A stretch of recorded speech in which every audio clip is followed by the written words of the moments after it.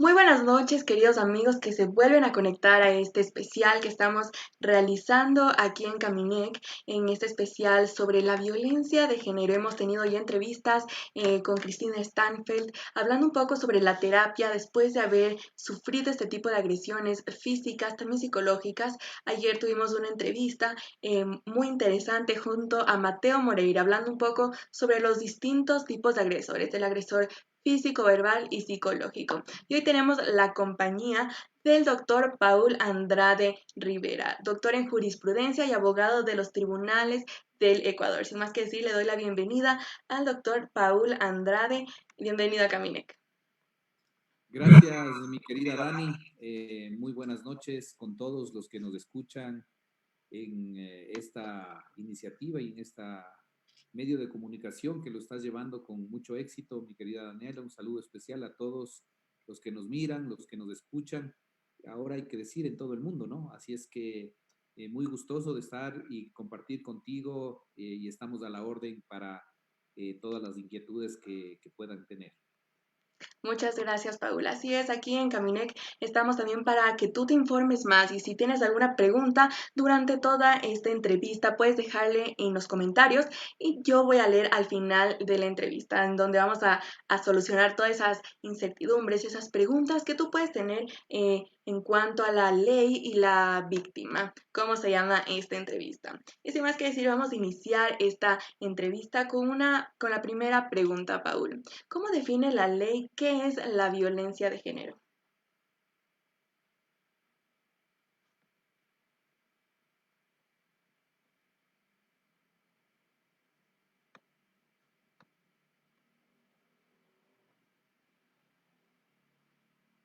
Paul, Sí, aquí ahí estoy. estás, ahí estás. Perdón, ya el tema del internet que a veces nos juega Así medio. es.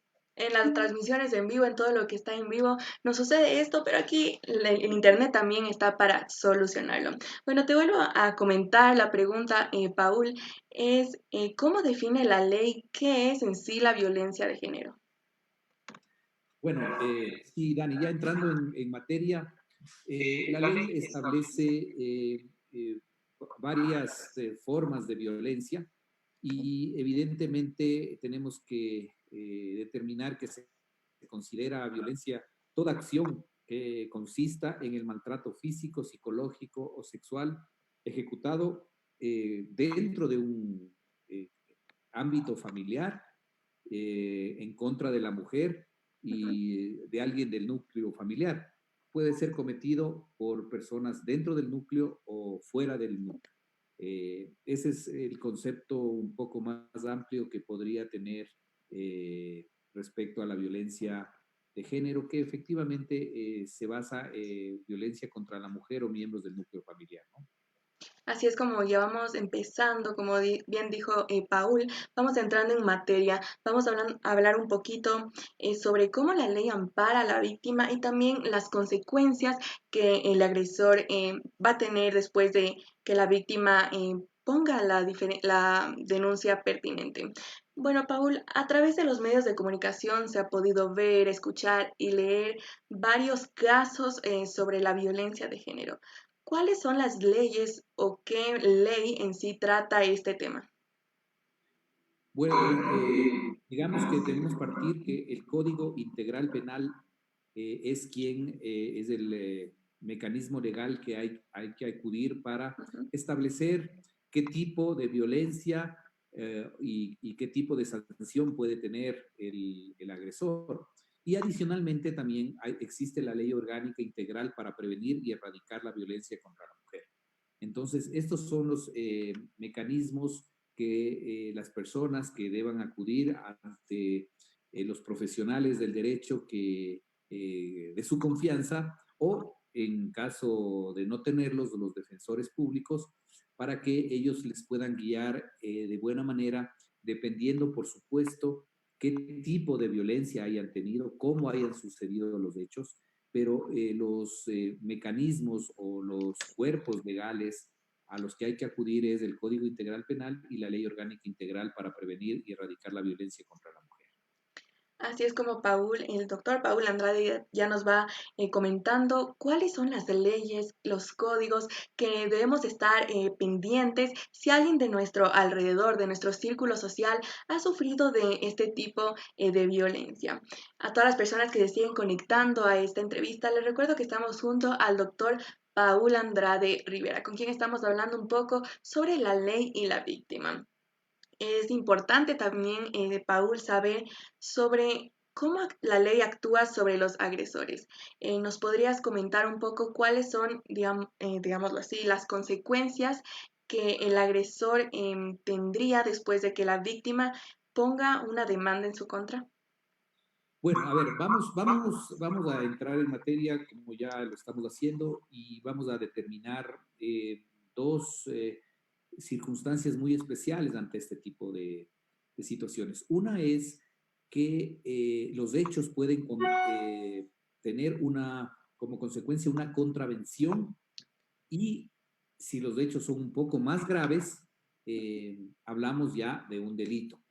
Las contravenciones de violencia contra la mujer o miembros del núcleo familiar serán sancionadas, primero debemos decir que con pena de 15 a 30 días.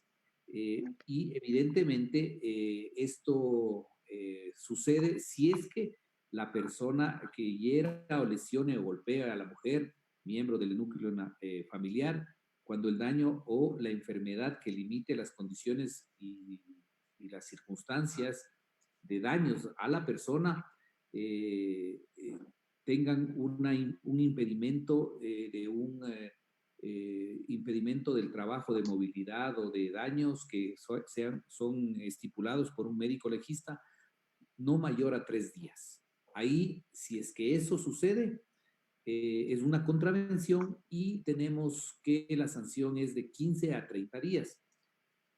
La persona que agreda físicamente a la mujer o miembro del núcleo familiar por medio de puntapiés, bofetadas, empujones o cualquier otro modo que signifique el uso de la fuerza física sin causarle lesión, porque si es que hay una lesión, ya estamos hablando de un delito, será sancionado con una pena privativa de la libertad de 5 a 10 días o trabajo comunitario de 60 más o menos de 65 a 20 horas que le deben estipular el juez en este caso.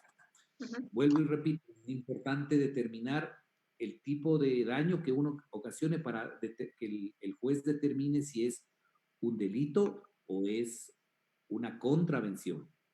Y las personas que realicen actos de sustracción, y eso es importante porque también a veces las personas no saben que si es que existen actos de sustracción, destrucción, retención de objetos, eh, instrumentos de trabajo, documentos personales o bienes, incluso bienes de la sociedad, de hecho, sociedad conyugal, dentro del núcleo familiar, por Ujú. supuesto.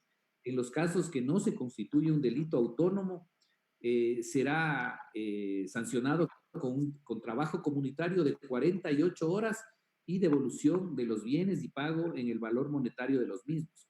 Seguimos hablando de contraversión, de una contravención, ¿no es Ok. cierto? No es un delito, simplemente son daños menores para que la gente nos pueda entender. Ujú. La persona que por cualquier medio profiera improperios, expresiones de descrédito o deshonra en contra de la mujer o miembros del núcleo familiar, en los casos que no constituya un delito autónomo tipificado por el Código Integral Penal, es decir, que no haya sido una injuria calumniosa, una injuria no calumniosa grave, será sancionada con 50 a 100 horas de trabajo comunitario y se dispondrá el tratamiento psicológico a la persona agresora y a las víctimas, así como medidas de reparación integral. ¿Qué quieren decir las medidas de reparación integral? Que la persona que agreda tiene el deber y la obligación dada por el juez de dar una retribución económica, pago de psicólogos, y si ha habido daños, pues la Ujú. reparación de esos daños. Eso con respecto a las contravenciones. No sé si Dani tienes alguna pregunta en este, que son, digamos que los daños menores que pueden haber. Paul, dentro de estos daños menores podría incluir, por ejemplo, el daño de un celular, de una tablet, así. Por supuesto, por supuesto. El tema es que es importante que la contravención no pase a ser delito. Ok. Y evidentemente, como les acabé de mencionar, existe la retención o el daño del celular, que es Ujú. específicamente lo que tú me consultas. Por supuesto, ahí ya hay un daño material que evidentemente tiene que ser sancionado si es que lo existiera, ¿no? Así es como en estas entrevistas nosotros vamos aprendiendo aún más para poder diferenciar las contravenciones y los delitos que hay dentro de los agresores, las consecuencias que estos que se llevarían. A todas las personas que deciden conectando esta entrevista, estamos junto al doctor Paul Andrade Rivera conversando sobre la ley y también la víctima. Bueno, Paul, yo me quiero centrar un poco en la víctima, en cómo la víctima debería actuar frente a una agresión física, digámoslo, muy fuerte. ¿Cuál es el procedimiento en el que la víctima debería tener ya después de ser agredida? Algunas de ellas pueden llegar a callar por miedo, pero ¿cómo es el procedimiento frente a la fiscalía o al juez pertinente, al abogado pertinente? ¿Cómo es este procedimiento en el que las víctimas deben denunciarlas? ¿Ese momento o pasado un tiempo? A ver, es sumamente importante establecer que uno, si alguien conoce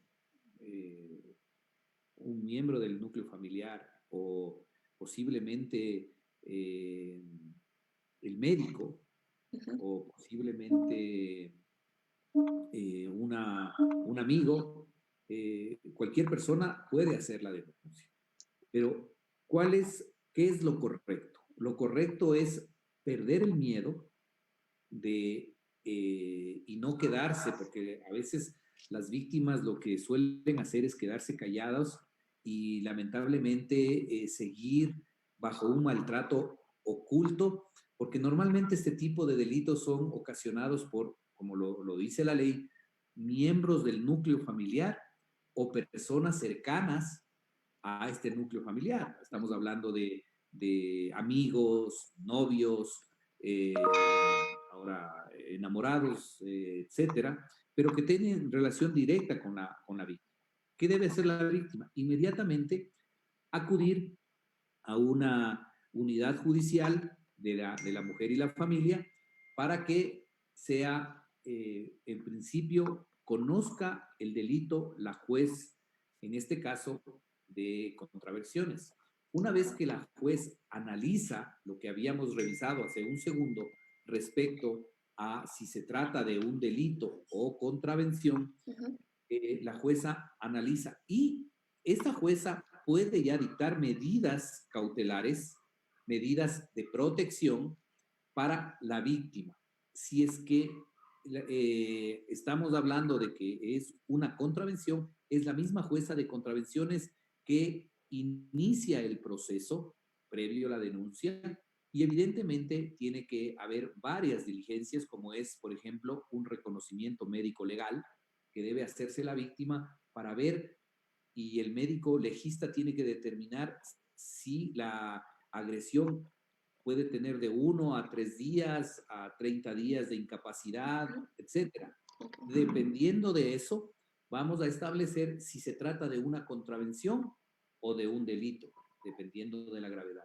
En el caso de la contravención, lo tramitaría la jueza y evidentemente lo primero que hace la jueza es ordenar medidas de protección. Si es que la agresión ha sido muy, muy importante y el médico legista establece que es mayor a lo que estipula la ley para contravenciones, inmediatamente puede ordenar las medidas de protección, pero inmediatamente manda a la fiscalía y es el fiscal quien inicia una indagación previa y comienza a investigar el delito y obviamente pide al juez que se ratifiquen o se levanten las medidas de protección ordenadas por la jueza. Entonces, lo fundamental es perder el miedo, acudir normalmente a sus padres, que es lo más importante, y si se trata de una cónyuge igual, al miembro de familiar de su confianza, su papá, su mamá, y para poder encaminar ante un profesional del derecho o ante un defensor público para que puedan encaminarle y puedan tener un apoyo legal que pueda surtir un efecto positivo eh, para la víctima. Es importante también, mi querida Dani, y todos los que nos ven y nos escuchan, que sepan que la ley y los jueces están obligados a no revictimizar a la persona que sufrió la agresión. Entonces, hay que cuidarle mucho porque ya, de hecho, entrar a un proceso de estos es una situación muy complicada, muy difícil, porque hay que dar declaraciones, tiene que someterse a exámenes médicos, pero evidentemente lo que se trata también es que no se le revictimice y no haya unas circunstancias que puedan dañarle más a la víctima. Paul, justo dices la palabra revictimizar. Algunas personas no pueden estar muy familiarizadas con esta. En sí, la persona que llega a ser agredida vuelve a ver a la persona que le agredió, valga la redundancia, o cómo es esto de la revictimización. Claro, justamente en un tema de la contravención, en contravenciones, evidentemente se tiene que propiciar un procedimiento dentro del cual se exige, y la Constitución y la ley exige la legítima defensa. Entonces, evidentemente, la parte agresora va a tener que ser notificada por el juez para que ejerza su derecho a la defensa y pueda tener sus descargos.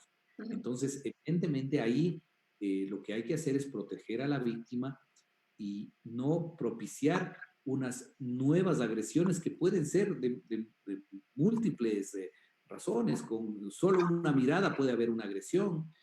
Evidentemente, pues, la gente tiene que saber que no solamente existe la violencia o la agresión física, hay la agresión física, hay la agresión sexual, hay la agresión psicológica y sobre todo esto es lo que tiene que proteger el juez, que no haya más escenas o no haya más circunstancias o situaciones que vayan a hacer que la víctima tenga más secuelas psicológicas o más daños respecto a las actuaciones que pueda seguir teniendo el victimario e incluso sus familiares o amigos con la víctima, ¿no?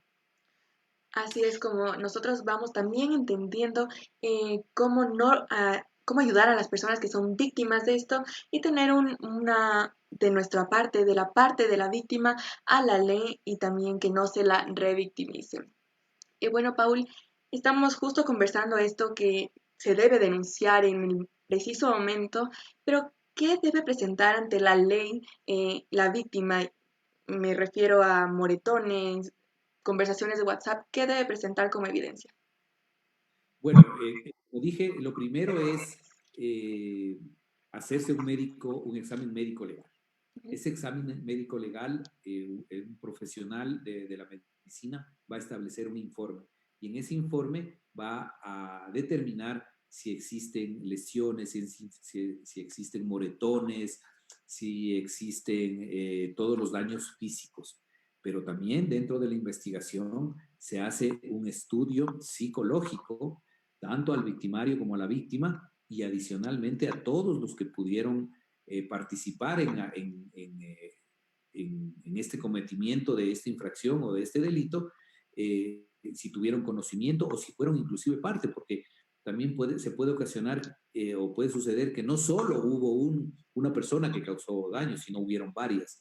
Entonces, se hace un examen psicológico y evidentemente por peritos especializados y además se hace un estudio social del entorno social de la víctima y del victimario. Entonces, evidentemente, todos son estos elementos de convicción que en su momento, si es un delito, tiene la fiscalía, o son elementos probatorios que le van a servir a la juez para determinar si efectivamente se cometió este delito de violencia o hubo contravención de violencia, pero todas estas pruebas son las que deben constar dentro del proceso judicial para que la jueza pueda tener evidentemente una visión amplia de lo que realmente sucedió para poder administrar justicia. Así es como nosotros aquí en Caminec nos gusta que estén informados y atentos sobre cómo la ley actúa frente al agresor y también cómo acoge a la víctima si ella denuncia estos casos. A todas las personas que siguen conectando a esta entrevista en Caminec, les recordamos que estamos junto al doctor Paul Andrade, con quien estamos conversando sobre la ley y la víctima. También les recuerdo que pueden dejar su comentario, su pregunta, para que el doctor Paul Andrade al final de esta entrevista pueda contestar estas dudas que no están aún solucionadas para ustedes. Así que les invito a dejar estos comentarios para poder ayudarles al final de la entrevista. Bueno, Paul, ¿cómo estás pasando en la entrevista?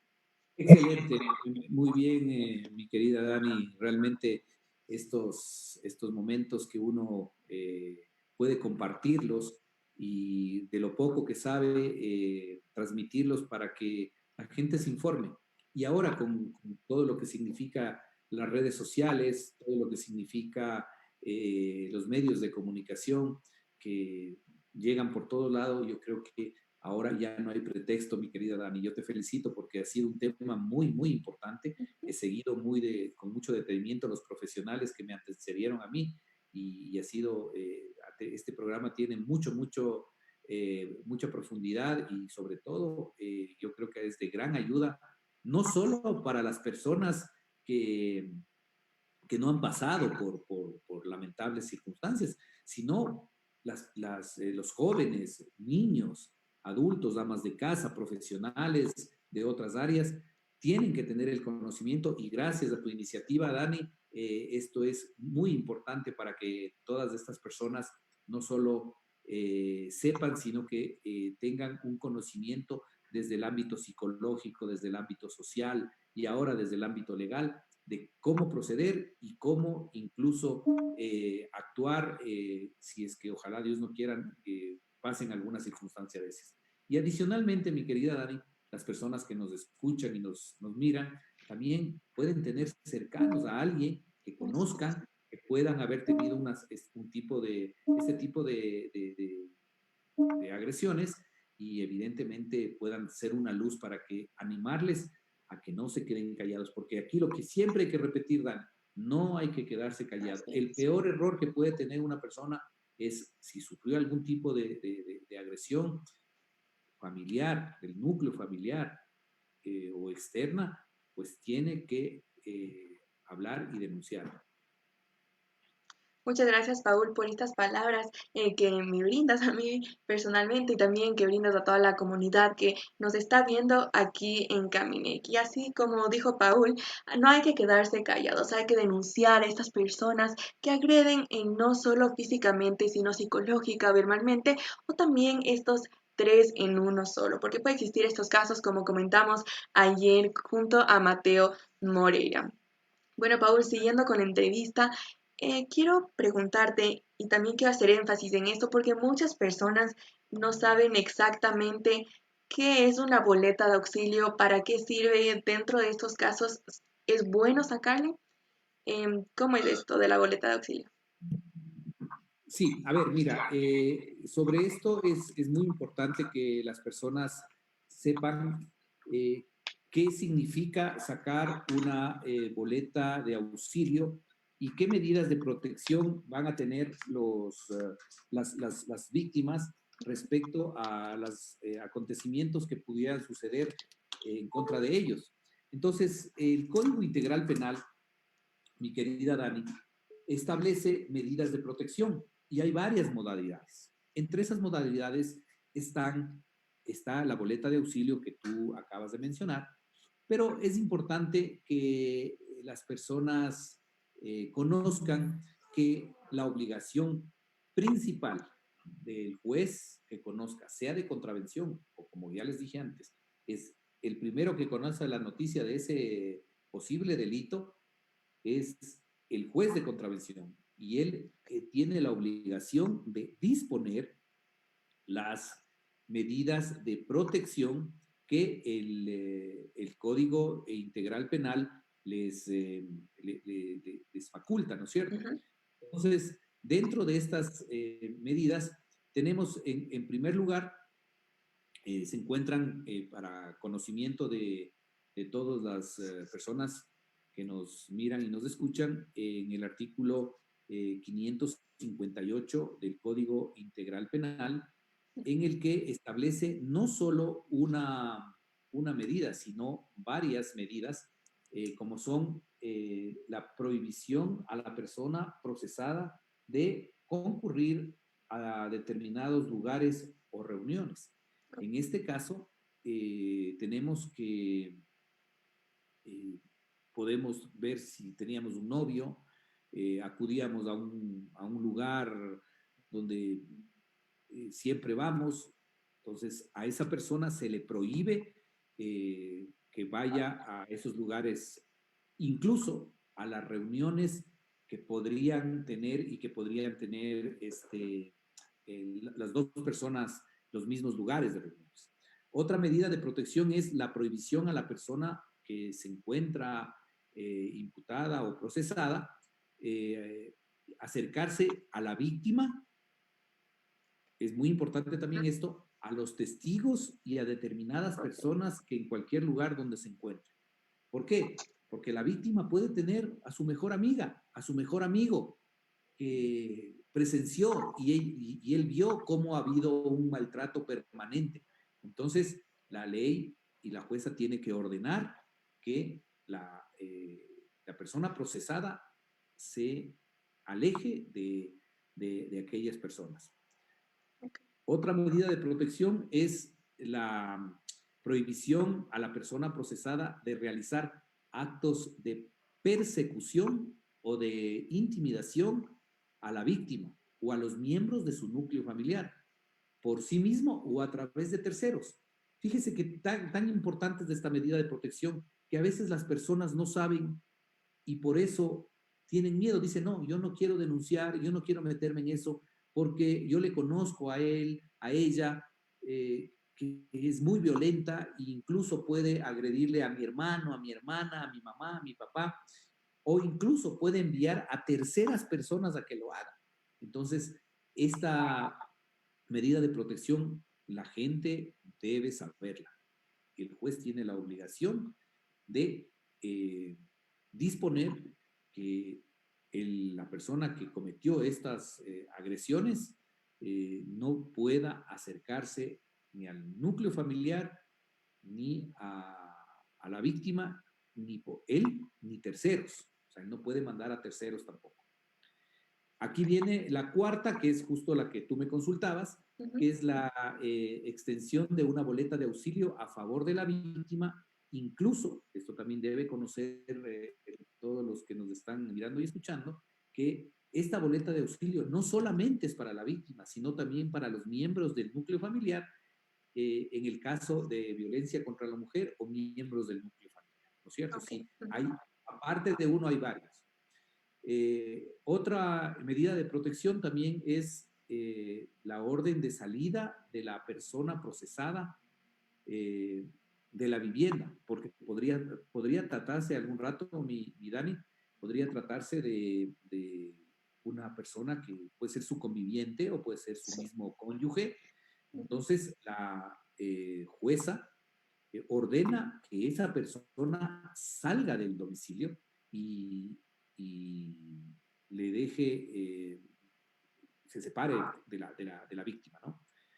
Entonces, hay otra medida que también tiene relación con la anterior, en cambio aquí es el reintegro al domicilio de la víctima, es decir, ella por miedo salió de la casa donde vive Ujú. y evidentemente la jueza puede ordenar el reintegro del domicilio a la víctima y simultáneamente de la persona procesada, es decir, hacerle que la persona regrese a su domicilio y la persona agresora salga del domicilio.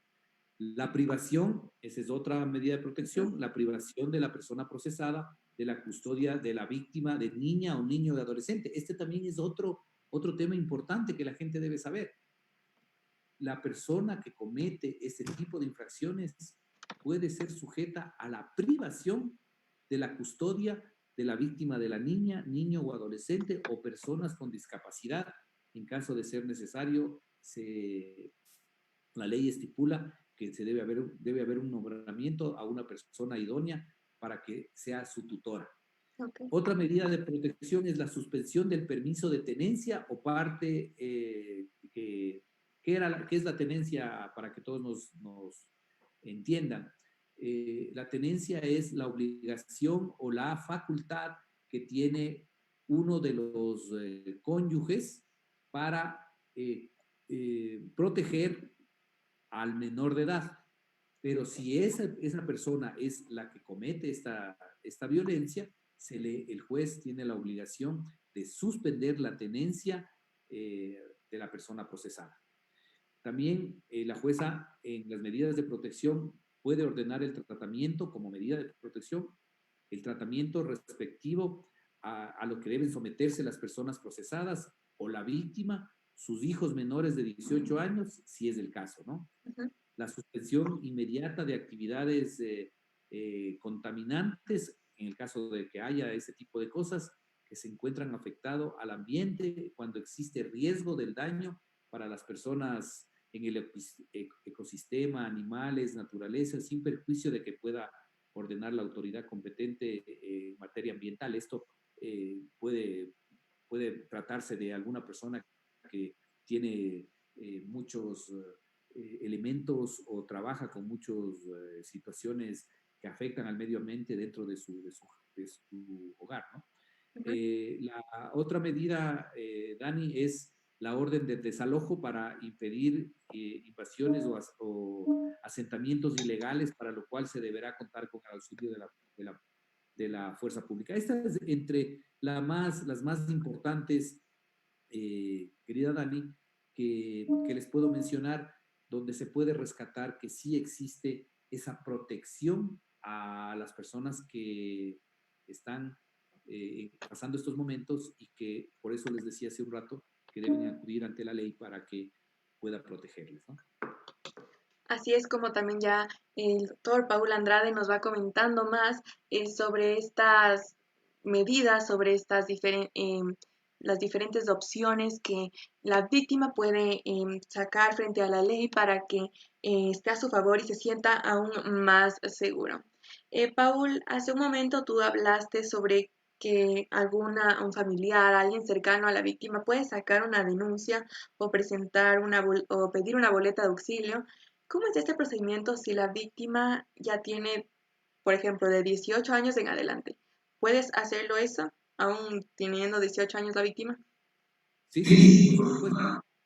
Como decía, la denuncia puede presentarle la víctima o incluso, vamos a poner el caso de que hay esta agresión, va donde el médico y el médico constata que evidentemente no es producto de una caída, no es producto de alguna circunstancia accidental, él tiene la obligación de denunciar y evidentemente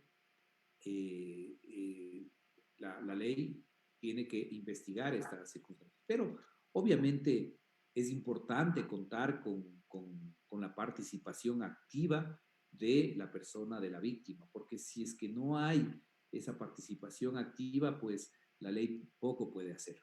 El médico puede denunciar, pero si es que la víctima no continúa o no desea hacer el proceso, evidentemente va a haber impunidad en contra del agresor. Es importante también de destacar que hay muchísimas instituciones que amparan a las víctimas, ¿no? Y evidentemente para evitar evitar la revictimización, estas instituciones privadas y públicas tratan de ayudarle a la víctima para hacerle un acompañamiento en el proceso judicial y poder darle la fuerza psicológica y moral tanto a ella como a su familia para que pueda estar con mucha firmeza en el proceso judicial, que evidentemente no es fácil, no es fácil, pero que hay que hacerlo.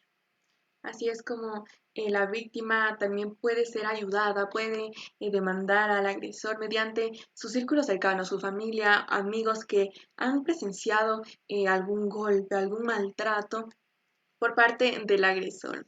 Bueno, Paul, en tu experiencia como abogado, ¿se te han presentado casos de violencia de género?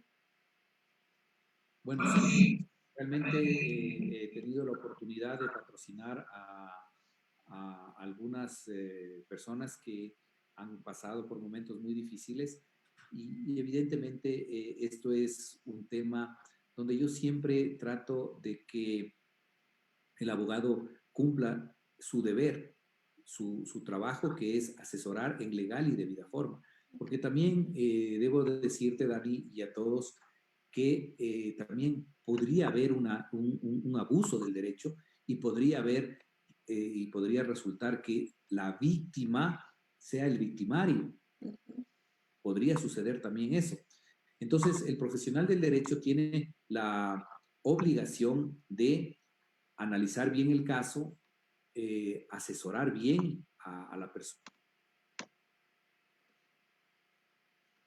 los elementos necesarios para acudir donde el juez y poder realizar una denuncia, una acusación particular de buena manera, incluso si se trata de un delito, tener la asistencia del fiscal, que el fiscal tiene la obligación de investigar si es que es el delito, y obviamente la parte tiene la obligación de darle todas las facilidades, los elementos, en este caso la predisposición para realizar todos los exámenes psicológicos, físicos y ayudar a la justicia para que pueda ejercer el derecho que tiene la víctima a ser reparado y, por supuesto, la dureza que tienen que tener las penas para que una juez, una vez conocido todos los casos, pueda aplicar la sanción que se deba.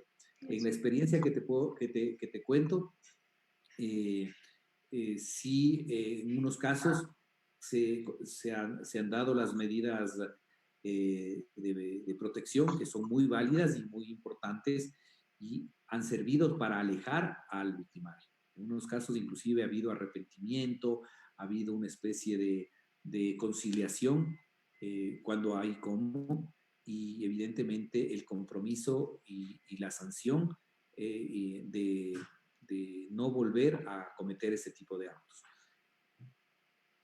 Así es como Paul también nos cuenta estos casos que él también ha tenido de la violencia de género, porque como he comentado en entrevistas anteriores, justo con Cristina Stanfeld, comenté que esta es una segunda pandemia, que diferentes medios de comunicación han dicho que esta se considera una segunda pandemia, ya que debido a la pandemia, valga la redundancia, del COVID-19, se han presentado varios casos de violencia de género como violencia intrafamiliar también debido al confinamiento, por estar encerrados, las personas no pueden salir y no pueden salir de este círculo de violencia.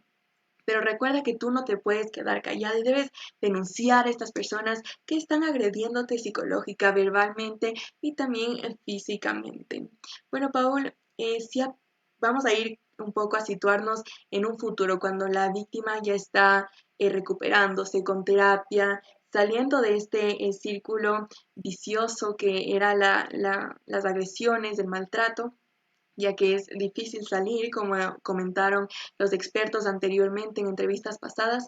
Si en un tiempo lejano, después de que ya se separa la víctima y el agresor, esta persona vuelve a acercarse, quiere acercarse, me invento, con cuentas en Instagram, rondando cerca de su casa, ¿Qué debe hacer la víctima si ésta no ha sacado, en el supuesto caso y también en el caso de que ha sacado una denuncia, una boleta de auxilio y esta persona sigue rondando cerca a su alrededor? ¿Qué debe hacer la víctima en estos casos? Bueno, aquí ya entramos a un tema muy complicado. Solo haciendo un comentario respecto a lo que tú mencionabas y todos los profesionales que han estado contigo, evidentemente esta pandemia ha dejado muchas secuelas porque evidentemente el confinamiento en el que estuvimos, el encierro en que estuvimos, implicaba una situación que en circunstancias normales, digamos que para las familias que no han tenido problemas, pues ha sido un acercamiento entre los miembros, hijos, papás, eh, y así sucesivamente, pero también respecto a circunstancias de haber estado en el mismo lugar sin poder salir y que ya venían teniendo problemas, han habido la fiscalía y las unidades judiciales de la familia han tenido muchísimo trabajo porque realmente han habido muchísimas eh, denuncias que en estos meses donde no podíamos salir, donde no había cómo pedir auxilio, a pesar de que la policía también tuvo un buen trabajo, pero no puede batirse con todas las denuncias que tenían de la ciudadanía. Y hubo violencia, muchísima violencia interfamiliar, y evidentemente a esas personas nos dirigimos y les decimos que no se queden callados. Ahora, respecto a que si ya hay el proceso, hay las medidas de protección y resulta que pasa el tiempo y la persona que tiene esas disposiciones judiciales ordenadas por la jueza incumple, ya estamos hablando de un tema muchísimo más grave, que es lo que establece el artículo 282 del Código Integral Penal, que sanciona el incumplimiento de las decisiones legítimas de autoridad competente. Okay. Entonces, como la boleta de auxilio es una orden judicial que se le da a una persona y para que ser un poco más ejemplificativo, cuando la jueza ordena estas medidas de protección, ordena a la policía judicial que vaya y le notifique y emita un parte policial de que se le ha dado a conocer al victimario esas medidas judiciales, las que la jueza ordenada, entre la que tú me dices que es la boleta de auxilio, es decir, y la prohibición de acercarse a la víctima. Entonces, esa boleta de auxilio le sirve para que se active un botón de pánico que tiene una conexión directa, un número directo entre la víctima y la policía. Entonces, si la víctima se ve acosada o ve que está en peligro, ella activa ese botón de pánico, hace la llamada y la policía tiene la obligación de comparecer al llamado en forma inmediata. Okay. Si es que sucede eso, como fue notificado en legal y debida forma el victimario de la orden judicial y esa persona incumple esa orden, estará sancionada y tendrá que irse a prisión de 1 a 3 años, dependiendo de la gravedad. Pero eso ya es otro delito, el Uh-huh. delito de incumplir la decisión de autoridad pública. Es justo lo que nos decía, nos informaban. Ahora, ¿qué pasa si es que nosotros no acatamos las medidas del COE nacional respecto a la pandemia? Nos decían, no es que haya una sanción por no usar mascarilla o por no, o por reunirse cuando estábamos en toque de queda y hacíamos, o la gente hacía una fiesta. No es que había sanción por la fiesta, no. Era por incumplir la medida ordenada por autoridad competente. Entonces, esa es la sanción tipificada por el Código Integral Penal. Resumiendo, la persona que incumpla la medida del juez, es decir, si la víctima, el victimario se acerca nuevamente a la víctima, eh, será sancionada por este delito. Así es como la víctima siempre va a estar amparada frente a la ley, porque este tipo de agresores, como mencionamos también en entrevistas pasadas, tienen esta tendencia de no dejar, no soltar sus víctimas, ya que empiezan a tener una dependencia de ellas. Pero cuando la víctima ya puede salir, es una historia totalmente diferente. Una vez más, te repetimos, a ti que estás viendo esta entrevista y puede estar sufriendo de violencia de género o algún familiar, un amigo tuyo, no te quedes callada. Al quedarte callada estás socapando, digámoslo así, a esas personas que están agrediendo y están también haciendo un daño a la sociedad. Bueno, Pauli, estamos llegando al final de esta entrevista y antes de responder a las preguntas, te tengo una última pregunta. ¿Qué consejo darías tú a las personas que sufren de violencia de género y se quedan calladas por temor a una venganza que el agresor les pone para que estas personas que llegan a ser agredidas no hablen sobre lo que sucedió? ¿Qué consejo les darías tú? Bueno, lo primero, lo fundamental es, primero, acudir a la persona de confianza. Si estamos hablando de que son adolescentes, menores de edad, eh, primero acudir a sus padres. Ok. Si es que es dentro del núcleo familiar, acudir a la persona que más confíen para que junto con ella puedan tener la asistencia legal, psicológica y médica. Entonces, el mejor consejo que yo les puedo dar es no se queden callados. ¿Por qué? Porque si se quedan callados, ese victimario va a seguir haciéndole daño a la víctima y posiblemente a otras víctimas. En lo anterior que me consultabas, ¿qué experiencia he tenido? Tuve hace algún tiempo un caso donde la víctima, no hubo violencia intrafamiliar, hubo un delito de acoso sexual cuando esta víctima tenía 14 años y cuando ella decidió hacerlo ya tenía como 35 años porque ella escuchó, ella en el momento que sucedió ese hecho, se quedó callada, no dijo nada.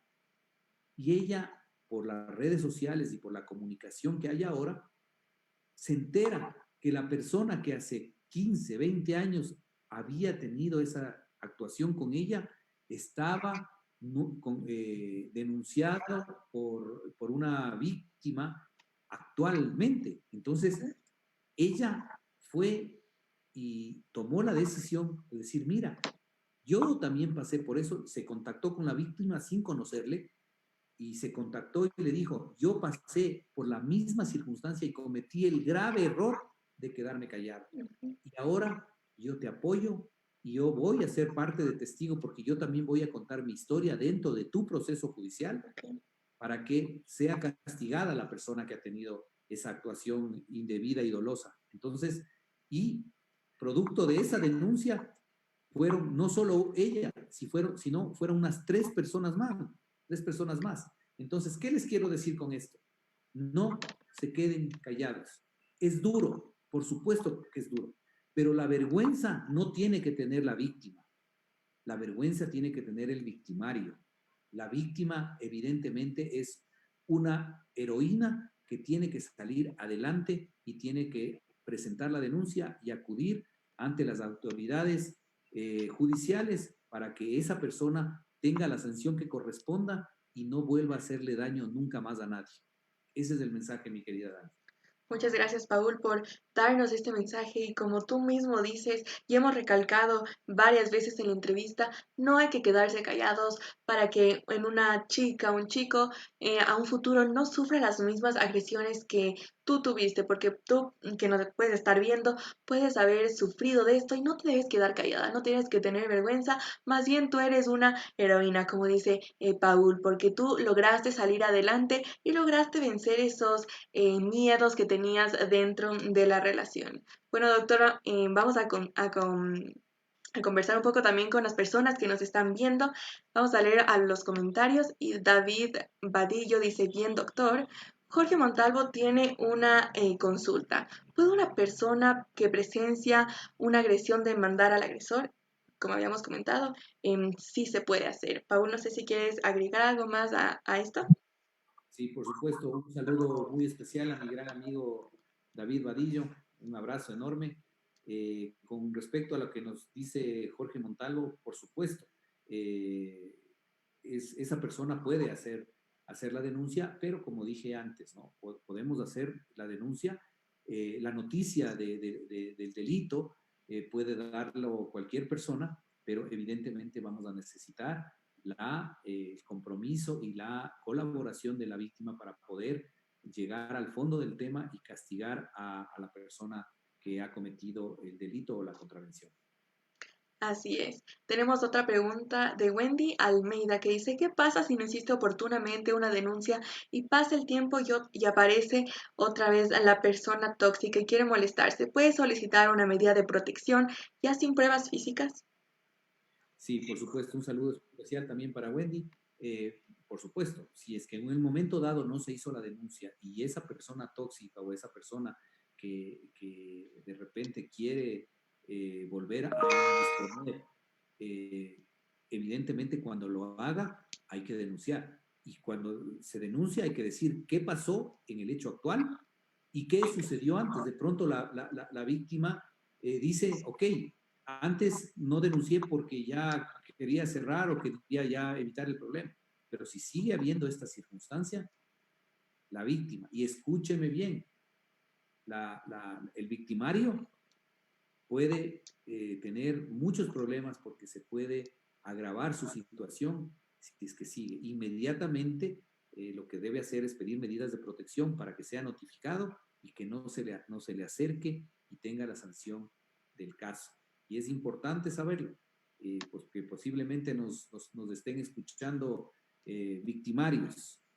Ahora, con toda la capacidad que tiene la justicia y ahora los medios de comunicación, las redes, ahora es muy difícil quedarse oculto como lo era antes. Ahora tengan mucho cuidado.